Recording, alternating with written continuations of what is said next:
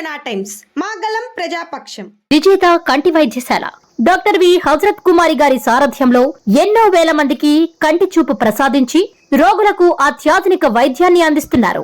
EHS Aarogyasri insurance company సౌకర్యాలతో పాటు నిరుపేదలకు ప్రతిరోజు ఉదయం వైద్య సేవలు ఉచితంగా అందించబడును. వెంటనే సంప్రదించండి. విజేత కంటి వైద్యశాల, కెనరా బ్యాంక్ పక్కన, బాబు ఐస్ క్రీమ్ ఎదురువీధి, బృందావనం, నెల్లూరు. వకీల్ సందర్భంగా రేట్లు పెంపకంలో ప్రభుత్వం అంగీకరించకపోతే పెద్ద యాగి చేశారు. ఏమండి దిల్రాజు గారు, నాతో ఎందుకండి సినిమా తీశారు, ఎందుకు మమ్మల్ని ఇబ్బంది పెడతారు, మీరు రెడ్లే కదా, వెళ్ళి జగన్మోహన్ రెడ్డి గారితో మాట్లాడుకొని ఎందుకయ్యా మమ్మల్ని ఇబ్బంది పెడతారు సినిమా పరిశ్రమ మీద అనేటువంటి మాటలు మాట్లాడారు.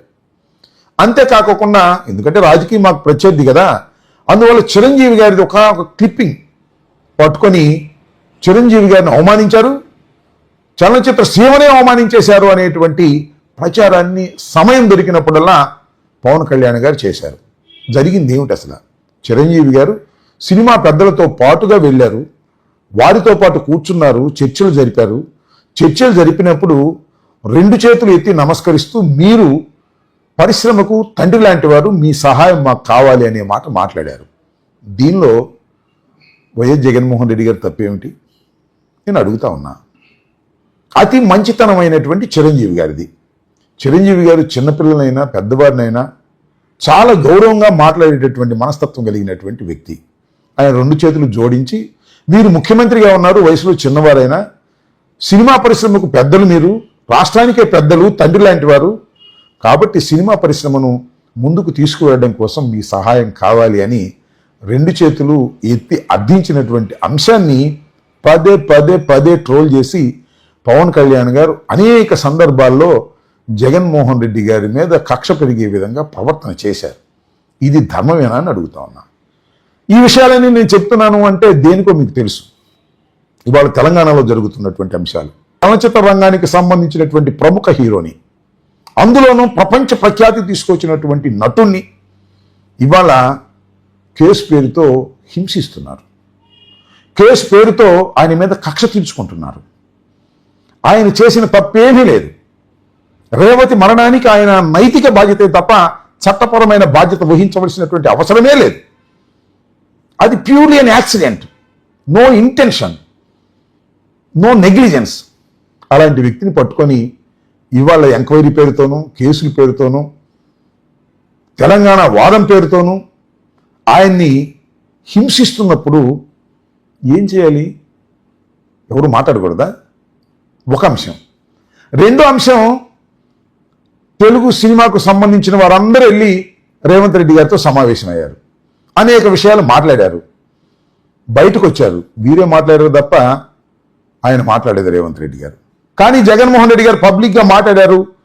చలనచిత్ర సీమ గురించి మీరు రండి, హైదరాబాద్ నుంచి రండి, విశాఖపట్నంలో మీకు స్థలాలు కావాల్సి ఇస్తాను, విశాఖపట్నంలో స్టూడియోలు కట్టుకుంటానంటే ఇస్తాను, మీకు అన్ని విధాలా ప్రోత్సహిస్తాను, పెద్ద సినిమాలను పెద్ద సినిమాలుగా చూద్దాం, చిన్న సినిమాలను చిన్న సినిమాలుగా చూద్దాం, 100 కోట్లు మించినటువంటి పెద్ద సినిమాలకు ప్రత్యేకమైనటువంటి రాయితీలు కల్పించే విధంగా నేను ఆలోచన చేస్తానని స్పష్టంగా మీడియా ముఖంగా చెప్పినటువంటి సందర్భాన్ని మనం మీడియాలో చూసాం. కానీ ఇక రేవంత్ రెడ్డి గారు బయటకు వచ్చి చెప్పినటువంటి సందర్భమే లేదు. అందరూ వచ్చారు, అదే సామెత చెప్పినట్టుగా ప్రపంచ వ్యాపితంగా తెలుగువారు గొప్పగా ఉండాలంటే ప్రపంచ స్థాయికి హైదరాబాద్ను తీసుకువెళ్తాము, ఇక్కడే హబ్బుని క్రియేట్ చేస్తామనే మాటలు మాట్లాడి తప్పుకుని పోయినటువంటి సందర్భం. నేను అడుగుతా ఉన్నా, ఈ సందర్భంలో ఒక హీరో, తెలుగు హీరో, ప్రఖ్యాత హీరో, డిప్యూటీ సీఎంగా ఉండి హైదరాబాద్లో తెలుగు పరిశ్రమకు జరుగుతున్నటువంటి ఈ అన్యాయాన్ని ఎందుకు ప్రశ్నించడం లేదు?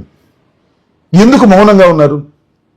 ప్రతి విషయంలోనూ మౌనాన్ని వీడి విమర్శించేటటువంటి వ్యక్తి, సామాజిక స్పృహ కావాలని మాట్లాడేటటువంటి వ్యక్తి, సమాజం కోసం నేను ప్రాణాలు సైతం త్యాగం చేస్తానని ప్రగల్భాలు పలికేటటువంటి వ్యక్తి, ఆ రోజున చిరంజీవి గారికి చిన్న అవమానం జరిగినట్టుగా చిత్రీకరించి జగన్మోహన్ రెడ్డి గారి మీద నిప్పులు చెరిగినటువంటి వ్యక్తి, సినిమా పరిశ్రమ అంతా కూడా జగన్మోహన్ రెడ్డి గారికి వ్యతిరేకమని ప్రచారం చేసినటువంటి వ్యక్తి. ఒక్క పవన్ కళ్యాణ్ గారు మాట్లాడే తప్ప ఎవరు మాట్లాడాలి, గుర్తుపెట్టుకోండి.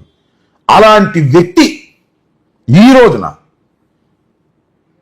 ఒక హీరోని అరెస్ట్ చేసి హీరోని వేధిస్తుంటే తెలంగాణ వాదాన్ని తీసుకొచ్చి రుద్దుతూ ఉంటే ఎందుకు మౌనంగా ఉన్నారు చెప్పండి?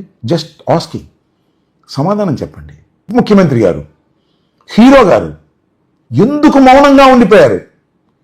ఎవరైనా ప్రెస్ మీట్లు అడిగినా అది కాదులే మనం వేరే మాట్లాడదాం అని ఎందుకు తప్పుకుపోతున్నారు? ఇంత మౌనం మీకు తగునా అని అడుగుతా ఉన్నా. మీ మౌనం వెనుక అనేక అర్థాలు గోచరిస్తున్నాయి.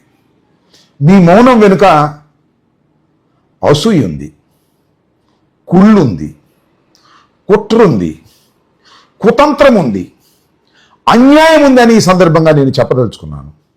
ఇక్కడ నాకు సేయింగ్ గుర్తొస్తుంది. 6 మాసాలు సావాసం చేస్తే వాడు వీడవుతాడు, వీడు వాడవుతాడు అని. 6 మాసాలు మీరు కూటమి ప్రభుత్వంతో చంద్రబాబుతో కలిసి మీరు ప్రయాణం చేయటం వల్ల చంద్రబాబు దగ్గర ఉన్నటువంటి లక్షణాలన్నీ మీకు ఆవరించాయి. అందుకనే మీరు మౌనంగా ఉండిపోయారు అనేది చాలా స్పష్టంగా అర్థమవుతుంది.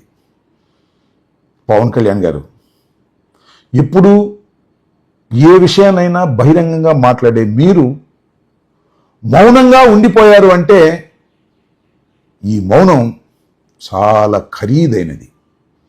ఈ మౌనానికి మీరు చరిత్రలో భారీ మూల్యాన్ని చెల్లించవలసినటువంటి